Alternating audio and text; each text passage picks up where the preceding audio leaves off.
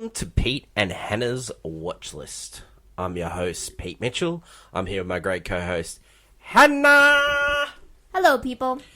Hannah, on today's show, we are here for the AFI Top 100 on the new day of Fridays. Second week of this? Fridays. Good times.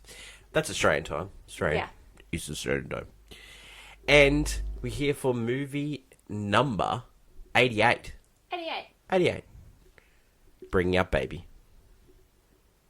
Yes. But before we begin, that was great audio right there.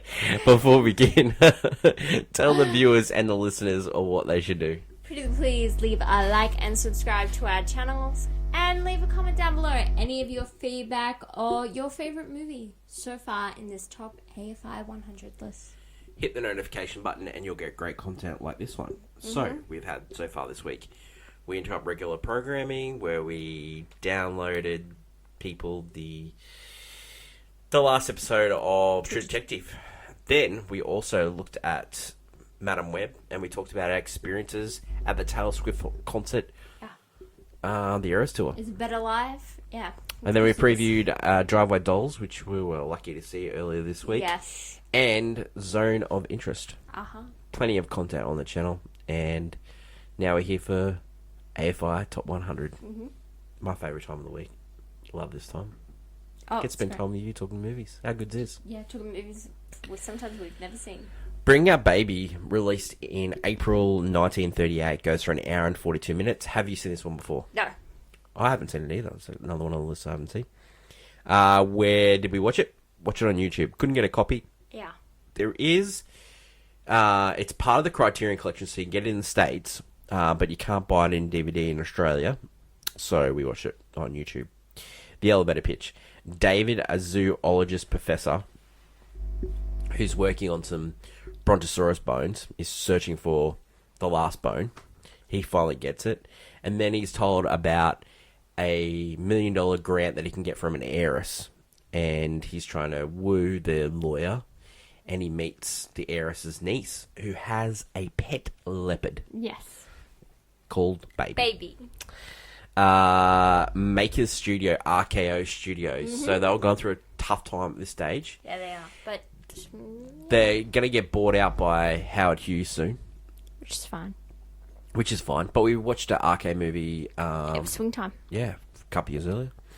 Also So let's talk some stories behind it. So they had Katharine Hepburn to contract. So they were trying to make a comedy star, because she was already a serious actress, but they were trying to make her a comedy star. Yeah. She hadn't done this slapstick vaudeville stuff before. This is screwball comedy. Yeah. So he created the term screwball comedy, Howard Hawks. Yeah. He said that it was because there was no normal people in this movie, and that's why there That's was so screwballs. true. Yeah. So there's no normal people at all. Let's talk about the story behind it. It's based on a short story from Hagar Wilde from 1937. Hawks was going to work on a Rudyard Kipling movie. Yeah. So he was turning up one of the books into a movie. But then it got stuck in turnaround. He read the short story, went to RKO. They bought the rights for the story. $1,004 they paid for it. He worked on it with Wilde. Now, the story was two people that engaged buying a pet panther for their brother-in-law. Okay. Brother. But they changed the whole story. I love that. There's not much difference now. So he was writing it with Wilde. Yeah. Hawks, but then he's got a good friend. His name is Mr. Ford himself, who was starred in the your movie that you liked last year with Steven Spielberg. John Ford, sorry, ladies and gentlemen, I've got a bit of a cold here, but we'll just run through. Great audio again. So, John Ford, good friends with Howard Hawks, famous director, worked with many people. He had all these different actors, a lot of them in this movie. He had a writer that he knew called Dudley Nichols, and he worked on this script. Yeah, Dudley Nichols did Stagecoach, and he also did Sister Kenny. Yeah, so well-known playwright, well-known writer. Now, rumoured at this time, Katharine Hepburn, who was dating Howard Hughes at this time, Ooh. was also rumored to be dating John Ford. Ah, interesting. Well, Catherine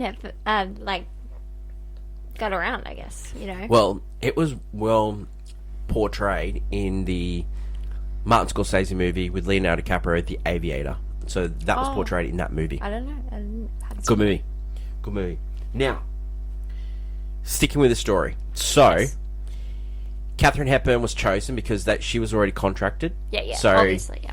they got her on set. She was getting paid $75,000, which was a lot at that time. Yeah. It was one of the highest. Cary Grant hadn't made it big. They were looking for other people. The first they were going to talk turning this movie into a Fred Astaire, Ginger Rogers movie. But then they came up with Katharine Hepburn because Archeo pushed Katharine Hepburn. Then they were looking for a male actor. John Ford and Howard Hughes both mentioned Cary Grant. Howard Hawks goes, okay, let me see some rough cuts of The Awful Truth, which was Cary Grant's first movie. Yes. Sees it, goes, this guy's perfect. Now, Cary Grant at the time, he was 34 and he thought that his time to be a movie star had passed. Yeah. He saw that younger people like Jimmy Stewart were doing really well for themselves, and he thought he'd missed the boat. He was a famous stage actor, vaudeville from England. Yeah. So he was huge, you know, and so he thought he'd missed the boat. But this movie, along with a couple other movies, was sort of the ones that got him into. This is I think might be one of the first of many he does do with Katharine Hepburn. They become they do a few together. So not only Katharine Hepburn, they do 4 movies together. Yeah. But Howard Hawks also does many movies with Cary Grant, including His Girl Friday. Yeah. A very famous movie. Now, so we keep talking about Howard Hawks. Let's talk about what else he did. Rio Bravo, huge western. He was also nominated for Sergeant York. Oh yes. Yeah, so huge act. Never won an Oscar. Never won. Really? Yep, he was nominated for Sergeant York, but never won. He won an honorary one, I think, but never won an Oscar for Best Director. Okay, so we talked about Katharine Hepburn, Philadelphia Story. Guess who's coming to dinner? Won multiple Oscars. Yeah. Last one, Hewley's Gold. We also won with Henry Fonda. She's also a badass. Yeah, she was from a rich family. Yeah. You know, like she didn't have to do this. Now she didn't get paid her usual rate for this movie. She got producing credits, so she ended up getting royalties from this movie. Yeah, she like a Jack Nicholson type of royalty deals. We'll come back to her. No. So Cary Grant, a huge actor. To Catch a Thief, Arsenic and Old Lace, Charade that we did with Wilkie's podcast. Cary Grant is and Affair to Remember. He's wow, one of my favorites. We'll come back to him. Yeah. So let's talk about some of the other actors. Barry Fitzgerald in this movie. He was a big John Ford guy. Yeah. He starred in How Green Was My Valley, and he also starred in The Story of Seabiscuit, the first movie about the horse. Seabiscuit. Yeah. Wow. He played the Irish trainer, which wasn't real. It was just made up. Okay. You take some liberties. So the movie cost $1 million to make. Perfectly reasonable for that time. Yeah, okay? yeah. But the box office bombed. Yeah. During the making of this movie, they were saying to Howard Hawks, you've got to tone down the slapstick and you've got to go more romance. They kept saying it. And they said, you've got to tell Cary Grant to take the glasses off. The glasses look silly. No, I love them. I'll tell you something about those glasses, right? Yeah. Do you want to know something? Yeah. Those glasses were the inspiration for Christopher Reeve's Superman. For the whole Clark Kent. He modeled the whole look of Superman, the 77 version. Yeah. On Cary Grant. Against David. That's so incredible because 100%. The whole slapstick as well. When this movie started and you see Cary Grant full get up and like he's got these glasses and stuff, I'm like, he reminds me, he's like a Clark Kent type. It's so brilliant. Yeah. I know. I love it. And you know what? That makes a lot more sense because I love Clark Kent more than I like Superman. I love the glasses. So as I said, it bombed. It made a paltry 630. Like, there's other reports that it made a little bit more, a little bit less. It depends on re-showings and stuff. They end up re-releasing this movie after Katharine Hepburn and Cary Grant become stars. Made a small profit after that. Yeah. So there you go. So that's what happens. Critics were mixed. Variety liked it, but New York Times hated it. Said it was just boring and we'd seen that stuff before. Awards, it had won nothing. Find it strange. Other awards, it won no awards at all. Wasn't nominated for anything. Should have won an award. Okay. Should it have won?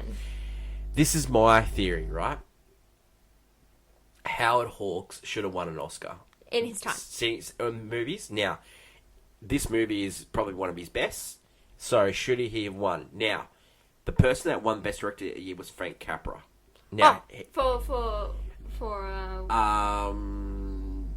can't beat him, join him, I think. Oh, yeah. Oh, yeah. Well, if it's Frank Capra, I mean... He won multiple, so maybe, Frank Capra, I mean, he's brilliant. I love Frank Capra's work. It's really hard to go, oh, he doesn't deserve it, but...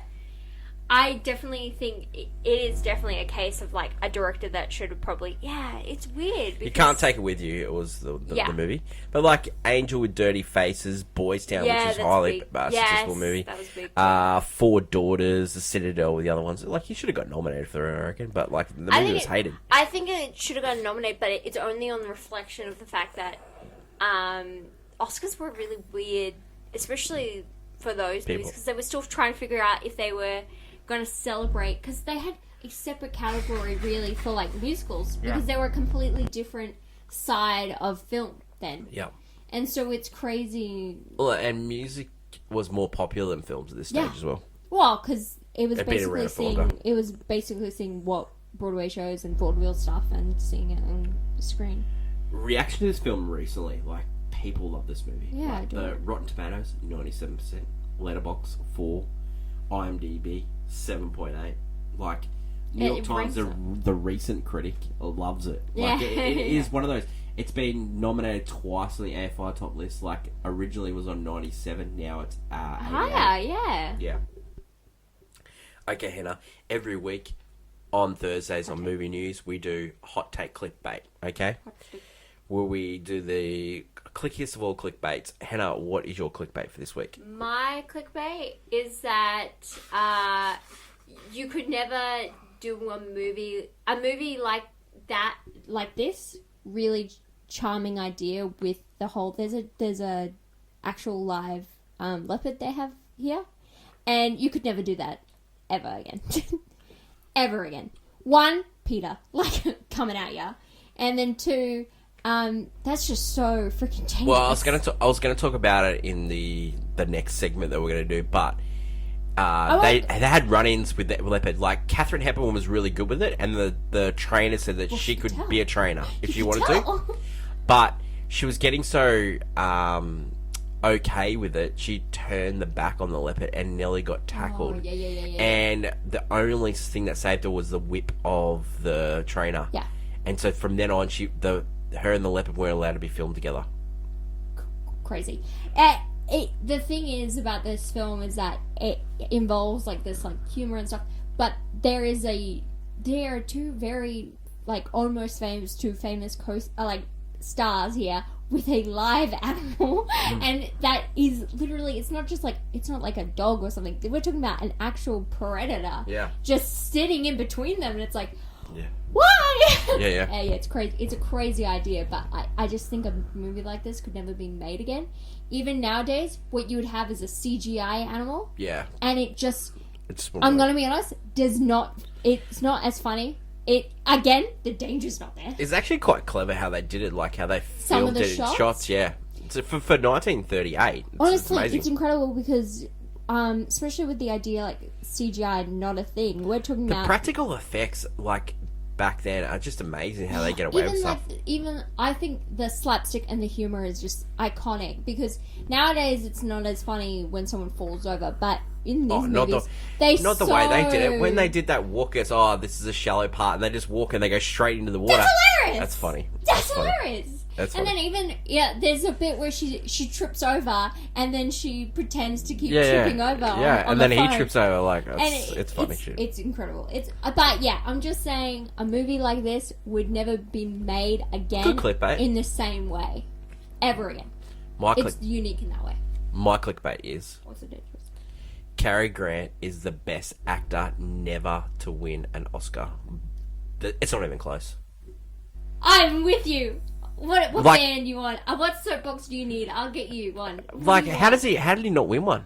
I love him so much. He's so funny. You know, not only just his funny roles, even like his later stuff. Yeah. For me, he has this. He's grumpy Cary Grant, like that's how he plays all his roles, which isn't a bad thing. But young grumpy is like cute, and then old grumpy is just like classic Grant. Yeah. I think even, Name another actor that should have won an Academy Award more than Cary Grant. I'm thinking of old actors. No, really. Like, They'll all get one in the end. Cary Grant. Like you think of like I reckon what didn't help him because the last 20 years of his life he never acted. He stopped acting in 1960. But then he would have just done a pity one, which doesn't count. I don't like to give pity ones. Well, that's what I'm saying. He didn't even get the pity one. Yeah, no, that's what the thing. He would have just done a pity one. Which wouldn't I count. reckon he deserved it. The pity. He deserved A it. pity Oscar. No, I just can't think of. I'm just trying to rack my brain. Like everyone who think it's everyone, probably like my boy Ben Affleck. Like he deserves one. He hasn't won for acting. Yeah, I know. He's won one for writing. He directed the Best Picture winner, but I don't think he was producing on that movie. But could he win one for his performance in the J-Lo music video? Mate, that was pretty good. He was pretty good in that. Don't give my boy Ben Affleck like his them gunk. donuts, Duncan, imagine that. Imagine him winning for Duncan. That'd be great. No, but I'm with you on that. I just can't. He's just amazing. It's also the thing. He is a classic actor, so Yeah. it's weird. Yeah. Like, and To Catch a Thief, he also is one of the most iconic roles in that. Is he? Does And he then get, other Hitchcock films. Does he get gunk for not For for being attractive? What do you mean because he's attractive? Yeah. Do you reckon he got gunk for that? Well, Clark Gable was one of the most attractive men in Hollywood, and he still won, I believe. Yeah. Yeah, and he was like literally the bona fide like hearts for heart. I don't know, because I do find him super attractive. So it's like, yeah, I think no, I just think maybe it's just some of the films, like some of his, like he does do, like he's done like the Angel one, I cannot remember the name of it. He's done a few like serious like war ones and such. Robert Redford never won an Academy Award for acting either. Oh, He won really? for Best Director, but never won for Interesting. acting. Maybe Cary Grant should have gone into directing. Maybe. Maybe. But yeah, it's amazing. I reckon. I think some of the competition may have been just tough, and they just never picked him. But it is crazy because he's just iconic. Well, I don't care who was up against him in some of the years. He should have won. So. Let's go down to our segment of scene breakdown. So let's go scene by scene, and we'll break it down and see if we've got any stories to tell about these scenes. So David finds the exciting news that he's got a bone to finish his collection of the Brontosaurus. And he's getting he's getting married. Yeah, the next day. But getting married. The wife to be does. She's like, I'm marrying you. Doesn't he want to kiss him? Yeah, I'm marrying you, so we could just focus on your career. Yeah. And he's like, but what about the honeymoon? And then he what about? he has to meet a guy called Mr. Peabody, and he has to play golf with him. He's trying to convince him to give an heiress's $1 million for research. Yeah. Katharine Hepburn is also playing golf, and she steals David's ball, then crashes into his car. Just great humour from there. Hijinks of like she keeps. And then she starts deliberately doing it by accident. And it happens. And so, Katharine Hepburn at the start, when they first started making this movie, she was really trying to be funny. But Howard Hawks tried to explain to her that people that try to be funny are not funny. It's people that pretend that they're not funny are funny. Yeah. So they got a vaudeville actor to come in and try and teach her, and by the end she got it. Yeah, because But at the start, it wasn't looking good. because you know what it is. It's that like like Leslie Nelson, like that kind of thing where he's just a proper British actor, like a proper. It's proper one thing actor. that Howard Hawks regrets from this movie is that he made Katharine Hepburn and Cary Grant in this movie both slapstick. He said that one of them needed to play the straight character. Now, this movie is like highly successful now, and people love it because both of them are playing the slapstick. But he said the reason that it didn't work at the time is because you need a straight man to play off it. No, there was yes, because I think honestly it was absurd. Yeah, Like to a normal audience, like there's too much comedy, Yeah. I guess, and they weren't expecting it. So after that, they run into each other at a restaurant. So David's going there to meet Mr. Peabody, and then Katharine Hepburn is playing with an olive, and then the olive falls on the ground, and then Cary Hepburn falls over, slips over. Oh, That is funny stuff. This is some of the funniest things, and there's a switching of purses, and he almost gets like bashed up at one point, and then there's another bit where, and then she accidentally rips his coat, and then she accidentally rips her dress, and he's trying to hide it, and then she goes like, "What are you doing?" Yeah. And he's trying to tell her, and she's like, "No, you don't want to be with me right now." And And then she figures out that there's a crack in the dress, and then she's hiding on the pole, and then hiding, and then they hide together. It is very funny.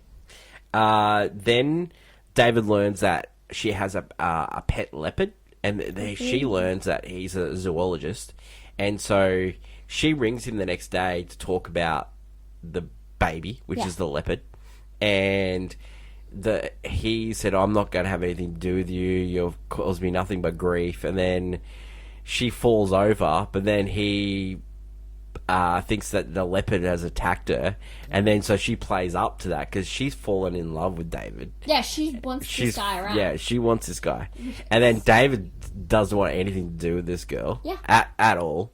And then so David rushes over there, and then David figures out that it was all a ruse, and then she's gonna give the pet leopard to David, and then he said, "No, I need to go to this place to see Mr. Peabody," and so they decide to drive to Connecticut. Now this is where you get the leopard in the car with both David and Susan. It's incredible. Yeah, and so they're driving along the road. She's playing with the leopard, and then they crash into this caravan, and it causes nothing but chaos. God, and then you get them, parking. There was also a shot of Cary Grant walking down the street with a leopard following behind him, and I'm like, oh my god! Cary Grant absolutely hated that leopard. I would think so. And so when the leopard wasn't on set, when they got kicked off set because of the Nelly attacking Katharine Hepburn, she brought in a stuffed leopard and used to prank Cary Grant with it. Oh my god, that is funny. Because they got on really well. They double dated, so she was dating Howard Hughes at the time. He was dating another actress, and so they double dated all the time. They were really good friends. Next scene. Mm-hmm. So David tries to buy meat for the leopard. That's very funny. And then they go back to the aunt's house, and then David loses his clothes. Yeah, because she hides. She hides them. She's now at this point. She's like, trying to keep him there. Yeah, yeah. Because if he goes back, he's gone. And then there's a famous scene where he's dressed in women's clothes, and then he makes a ad lib about being gay, and that's the first time that they think in movie history that it was mentioned gay as a different as a homosexual known now. Homosexual term instead of just being happy. So David runs into the aunt, gets in trouble with the aunt, and then doesn't realise that's the aunt, that's the heiress. Yeah, no, because at this point she's been using like nicknames and such. She hasn't been talking about people with their first names. But there's a dog. At this stage, the dog, an Irish Terrier, steals the bone. And the last bone that's going to be for his Brachiosaurus, Brontosaurus, I think it is. Yeah. And so then they have to search for that. So they're going around. He's in like this weird equestrian. It's horse riding. And so they're searching everywhere. And then the aunt thinks that David's crazy. Yeah, and it doesn't. Catherine, he says to Susan, Catherine Hepburn, you need to make sure that you don't tell your aunt that I am David, the one that he wants to have a good impression. So she makes up this weird name. Calls him Bones. Yeah, she makes up. But not Bones. S, just Bone. And that he hunts big game, and like she makes up all these stories for everyone. And then from there, they go and have dinner with like this guy that's doing like this general. Yeah, he's doing bird calls. Yeah, that's really funny. because he hunts big game. Yeah. So then they lose the leopard, and then they're searching for the leopard, and then they realize there's a leopard in a circus, and then that's broken out, and so then there's 2 leopards. Yeah. And there's a crazy one. Yeah. And then the nice one. Yeah, yeah. You got and baby. Also the dog. Yeah. The dog. There's a famous scene of the dog and the leopard hanging out, like fighting, fighting around. and the leopard just keeps meeting these random drunks, you know. I just think it's so nuts. So then they end up in jail. Like David gets arrested, and then there's this. She gets arrested. Yeah, yeah. And then he gets arrested because This is like a vagrant or something. Yeah, he's a peeping tom. Yeah, yeah. Because she got in trouble because she was singing to the leopard on top of a roof. Oh yeah, that famous song. Yeah. And she's trying to get the leopard down. Yeah. And these people think she's nuts. That song was in the original short story, and then they had to pay $1,100 for that song to get it in the movie. So that was a famous song. So then you get the 2 leopards in the jail, and so because she takes the angry leopard home, and she goes to David, I got the leopard, you know, and then then David saves the day by locking the bad leopard up in the jail cell. He protected her, and then he faints, and you know, and then you get the scene where like David has just broken up with his fiance. He's working on the brontosaurus. Yeah. She finds the last bone, brings it up to him. They declare their dying love for each other, and then he's had the time of his life. And then they wreck the dinosaur. This part is hilarious, but yeah. it is also the most absurd. The part last of the movie. 20 minutes of this movie is the reason to see this movie. Like, if going to reasons to see, like, it is slapstick at its best. Like, my favourite scene in the movie is when they go through the pond and they're just walking and then bang, all the way. I love that. But the jail into the bones, it's just funny. The rocking of the ladder, it's just funny. Why are you rocking side to side? No, it's you. Oh, like, it's just funny. For me, it's the, that dinner scene. He's sitting there. And the dog is sitting on a separate chair because he keeps following the dog outside because he's waiting for the dog to dig up the bone. Yeah. And so this entire time at this dinner, he's not paying attention, he's not listening, he does not care, and they're trying to make conversation. And then he just walks up and walks around the whole house with the dog. It's just the funniest thing. It is very funny. But yeah, I think this movie very much like the slapstick humor is Howard Hawks, absolutely amazing. incredible. Cary Grant, great. It's some of the best. Catherine Hepburn after this movie, she was considered, because of flopped, she was considered box office poison. So RKO, who had her on contract for $75,000, were going to put her in a B picture. She ended up buying her contract out for $220,000. But because she was voted with Joan Crawford as the worst actresses. Yeah. Of the 30s. So there you go. Reasons not to see this. Reasons not to. If you don't like absurdity, I mean that's the only Nah. You know what the reason not to see this? What? It's so hard to get a copy.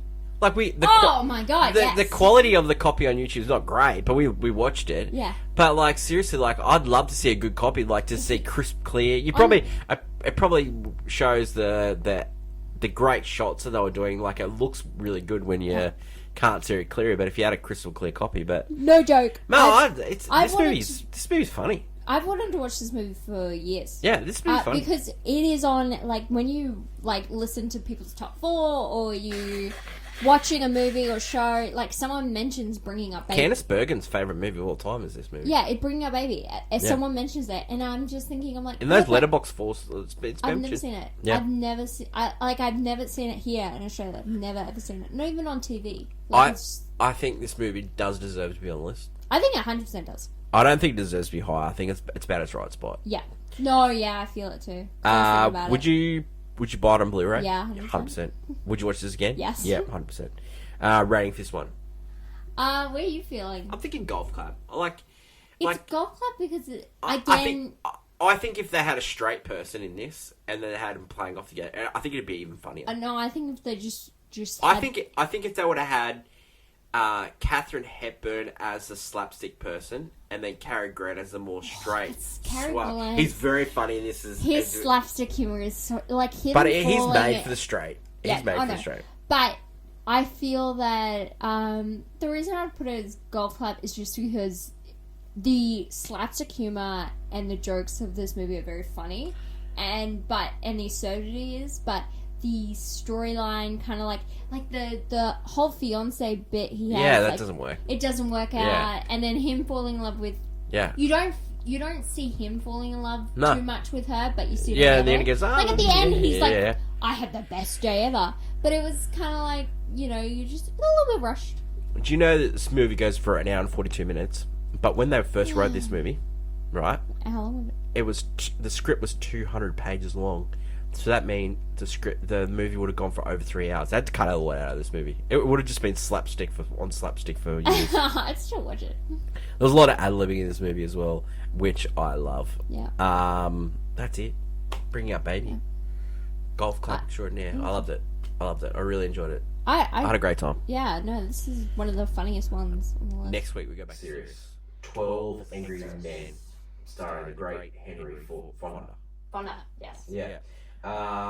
Feedback on last week's episode, 6 Cents. Did we say anything stupid last week? I can't think. I was right, whatever I said. You didn't just say that, did you? Well, it was a 6 Cents. There's no way that someone's waving a flag to hoist over 6 Cents. Yeah, it's one of those movies that 6 Cents. It's one of those movies everyone like watches once in a lifetime, or they know the twist already, or they've seen the clips and stuff. Like nowadays, I'm not joking. I bet you could ask someone if they've seen 6 Cents, like someone from my generation. They'll tell you no, but I've seen the clips on TikTok and I know what happens. Yeah. Because they are, and then you just watch it. So for those who want to watch 12 Angry Men, you can rent it on Apple TV or Amazon Prime. That's it for today's show. Don't forget to give feedback, good or bad, about the show or about your thoughts on Bringing Up Baby. That's it for us. Thanks, Dan. Great show once again. Until next week, where we catch up for 12 Angry Men. It's bye for now. Bye. Long live Cinderella.